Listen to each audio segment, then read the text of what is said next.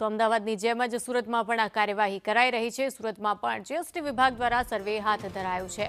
સુવર્ણ નવરાત્રિમાં જીએસટી વિભાગનું સર્વે સામે આવ્યું। બેફામ વેચાતા પાસને લઈને જીએસટી વિભાગ એક્શનમાં આવ્યું છે, જેનાથી નવરાત્રિના મોટા આયોજકોમાં પણ ફફડાટ વ્યાપ્યું છે। 10થી પણ વધુ અધિકારીઓ સાથે આ સર્વે હાથ ધરાયું છે।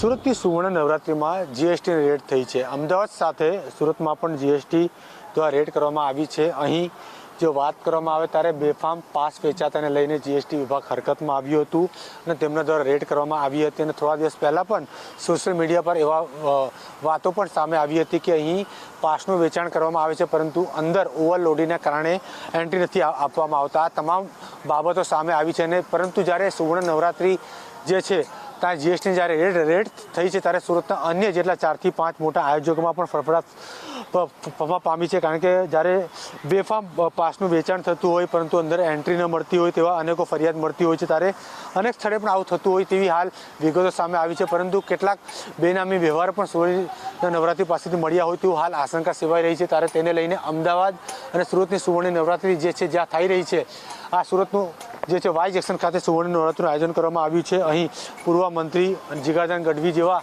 કલાકારો દ્વારા નવરાત્રિ ગાવામાં આવે છે અને તેમના મુખ્યથી જે ગાવામાં આવે છે તેના જે ખેલૈયાઓ છે તે ધૂમે છે। પરંતુ જ્યારે બેફામ જે પાસની વાત કરવામાં આવે ત્યારે બેફામ વેચાતા પાસ વેચાતા હતા અને તેમને જે છે કોઈપણ પ્રકારની અંદર એન્ટ્રી ન આપવામાં આવી હતી તેવા અનેક ફરિયાદો મળી હતી। તેને લઈને જીએસટી વિભાગ દ્વારા અહીં રેડ કરવામાં આવી હતી અને કાર્યવાહી કરવામાં આવી છે। કેમેરામેન ભૂષણ ચૌધરી સાથે જયેન્દ્ર પાંડે, સંદેશ ન્યૂઝ, સુરત।